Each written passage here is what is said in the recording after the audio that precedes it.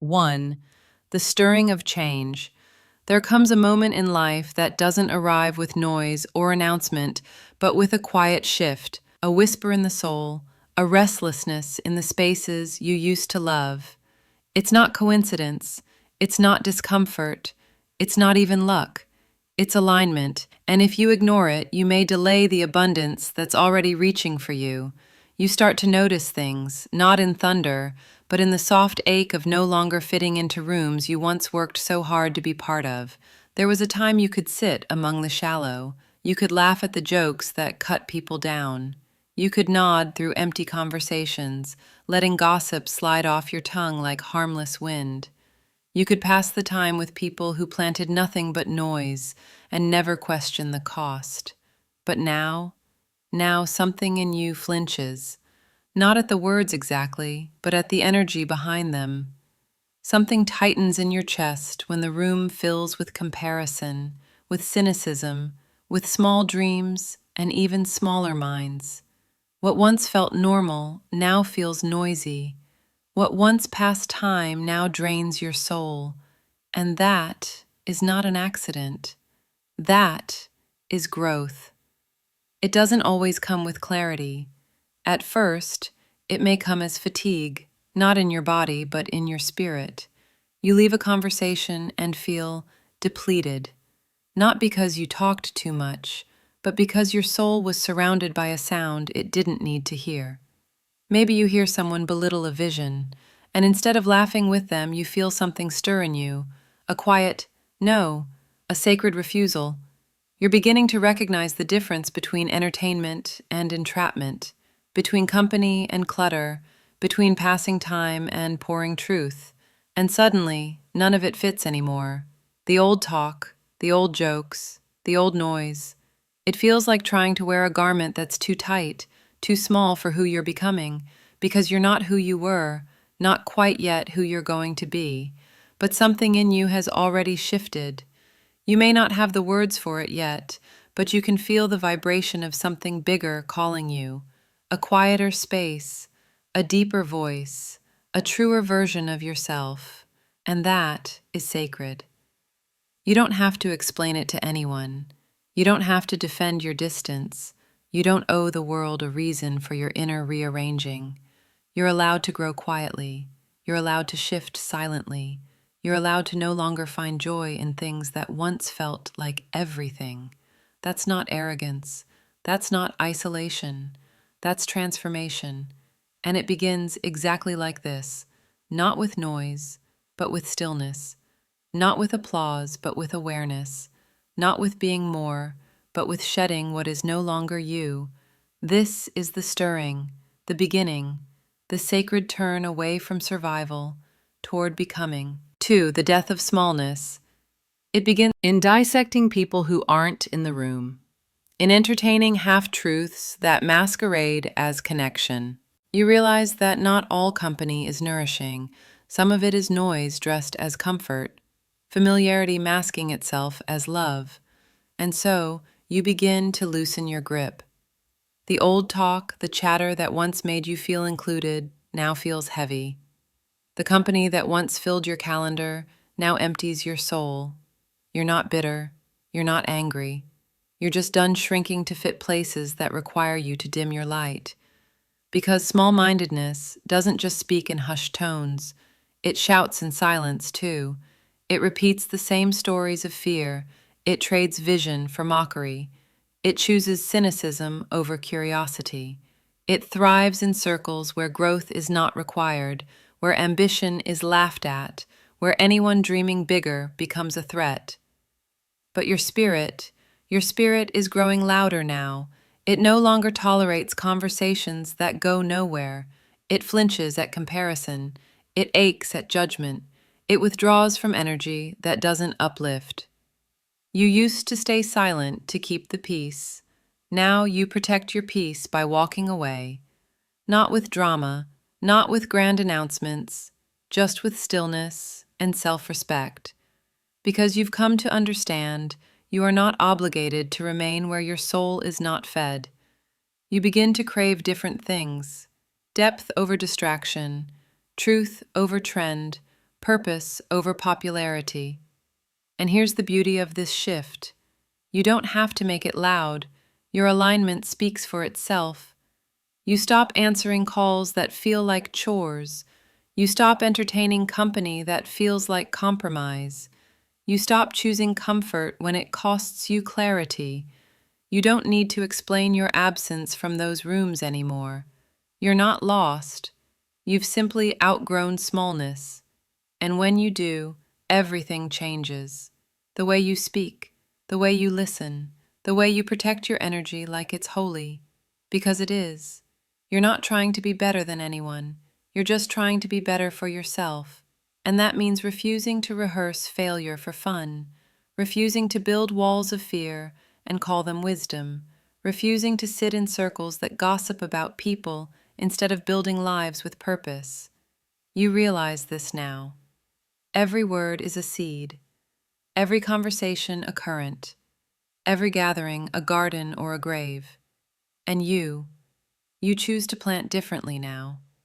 This is the death of smallness, not with bitterness, but with gratitude, because it taught you what you no longer want. It showed you the cost of keeping yourself small, and now you rise, not in arrogance, but in quiet courage. You speak less, but your presence says more. You reach fewer people, but you reach them deeper. You walk slower, but every step is sacred. You've stopped performing for the crowd. Now you're walking. Fill it with sound, with scrolling, with someone else's voice.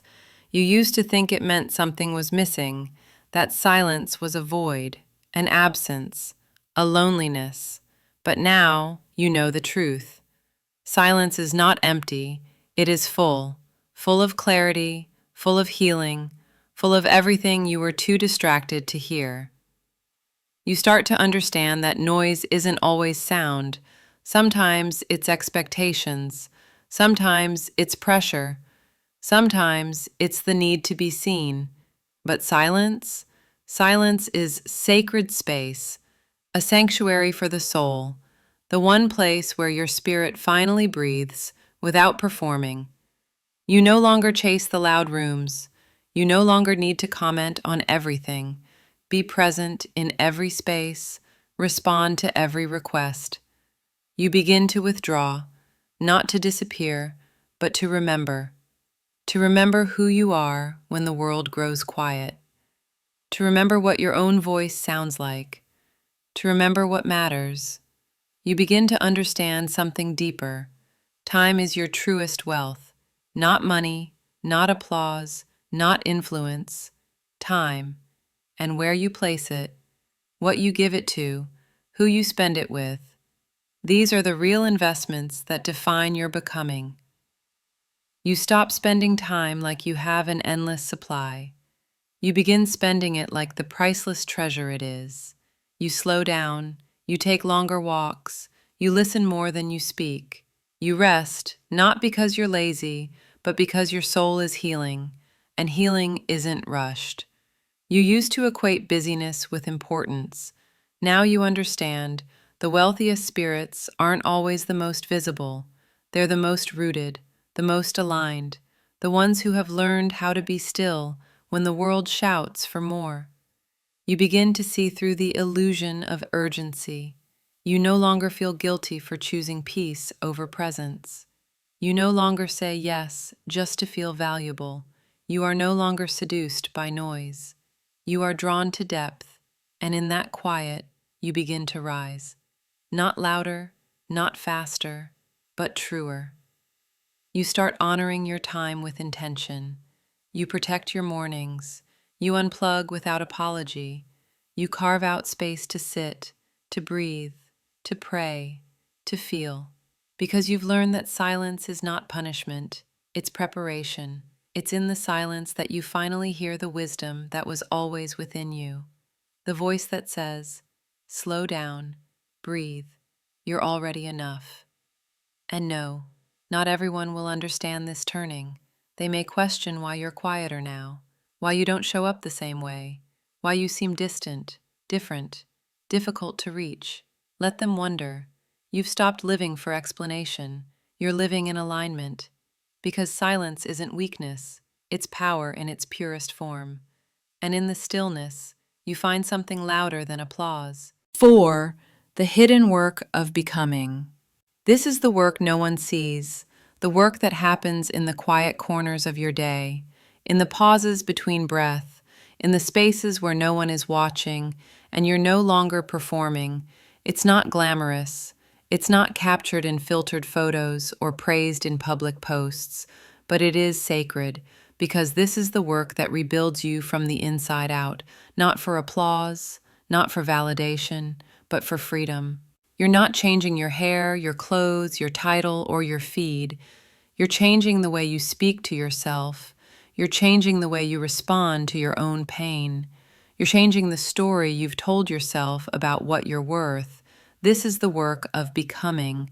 It starts when you stop running, when you stop numbing your truth with noise, when you sit with your discomfort, not to fight it, but to understand it.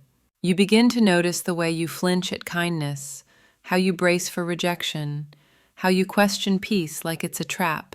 You begin to notice how long you've lived in survival mode, where everything felt urgent and rest felt like failure. But now, you're ready to rewrite that. You're not trying to be perfect anymore. You're trying to be whole, and wholeness means going back. Back to the root, back to the belief, back to the moment where you learned you had to perform to be loved.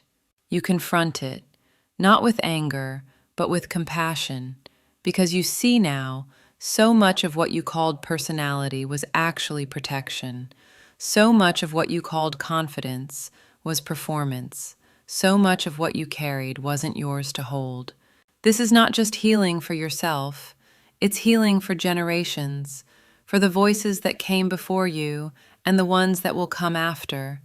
You are breaking patterns that were passed down like heirlooms: fear, scarcity, shame, silence. You are touching wounds your parents never could, not because they didn't care, but because they didn't know how. And here you are now, with shaking hands but an open heart, doing the work anyway, choosing to stay when it's safe, choosing to walk away when it's not, choosing to pause instead of react, choosing peace over performance.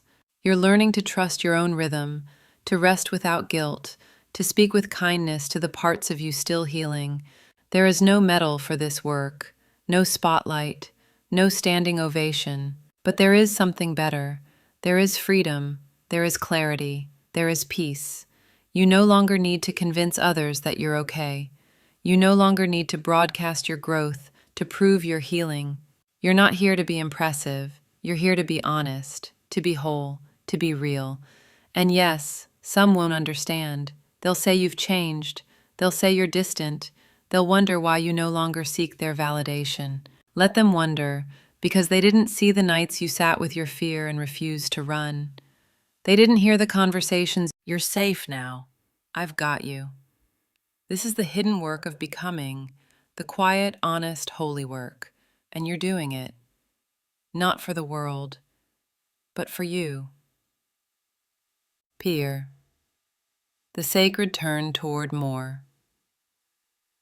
There comes a moment in the journey when something inside you whispers, "I can't stay here." Not because you're ungrateful, not because you're impatient, but because something deeper has awakened. A sacred hunger, a holy dissatisfaction, a quiet knowing that says, there is more.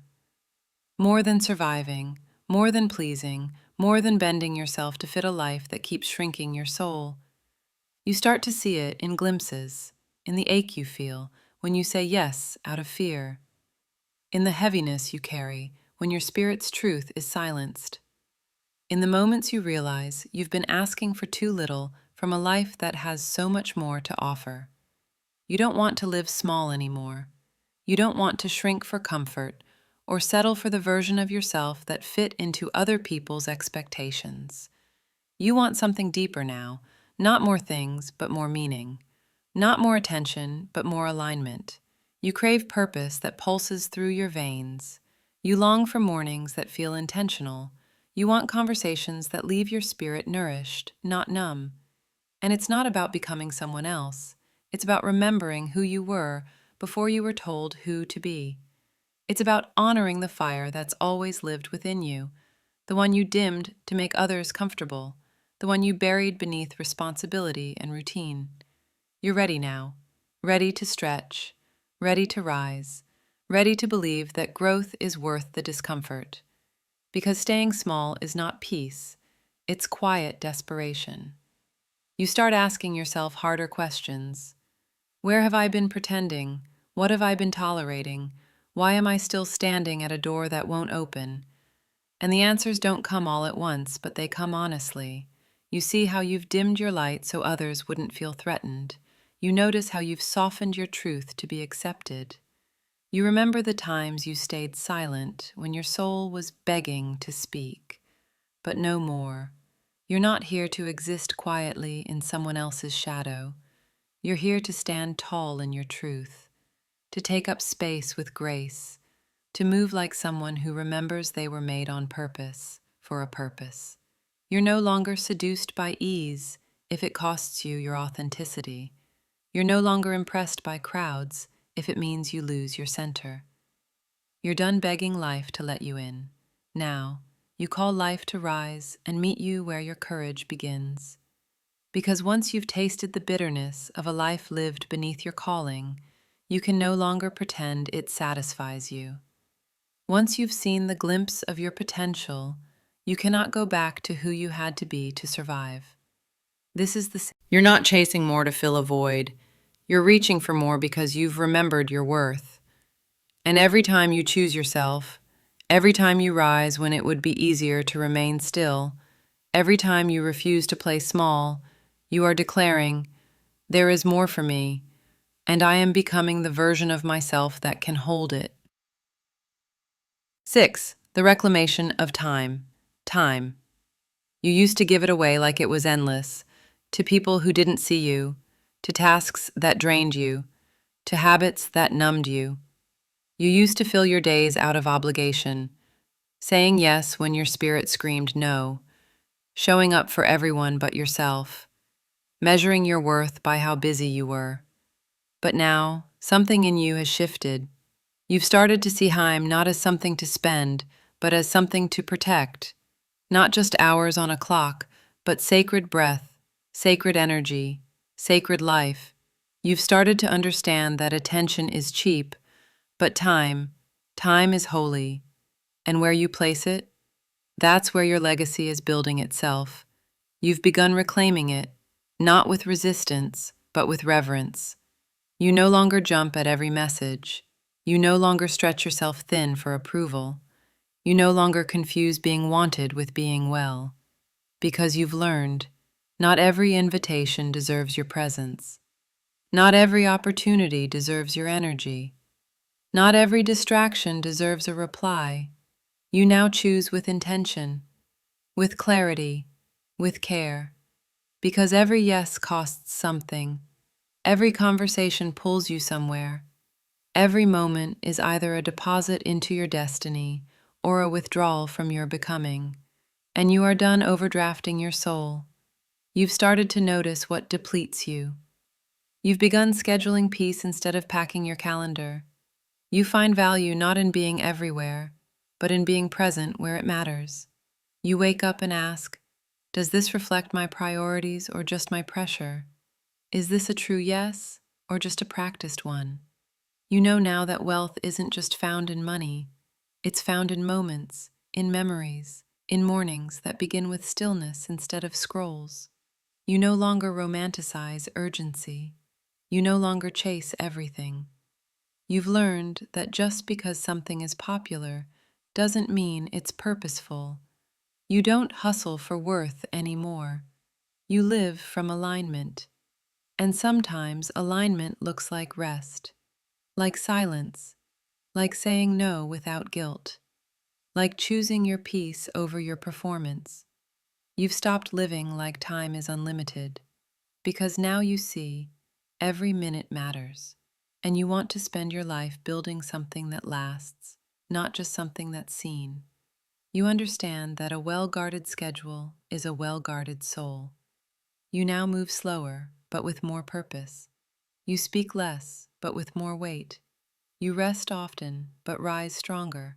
But because you finally gave it to yourself, and now you walk with a new rhythm, not rushed, not reactive, rooted.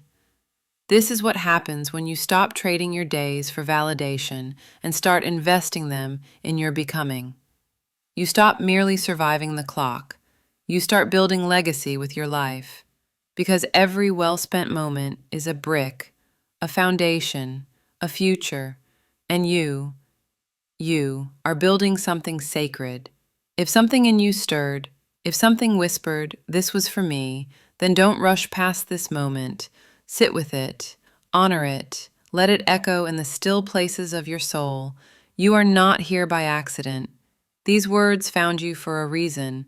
Maybe it's time to reclaim your time. Maybe it's time to choose your peace. Maybe it's time to stop shrinking for a life that was never meant to contain you. So pause, breathe, and ask yourself, what do I need to release? To rise? What do I need to remember? To return to myself? And if this message found you in the middle of your becoming, share it with someone else who's ready to rise. Subscribe, follow, stay connected, because this is just the beginning. Your becoming is sacred, and your time, your true time, starts now.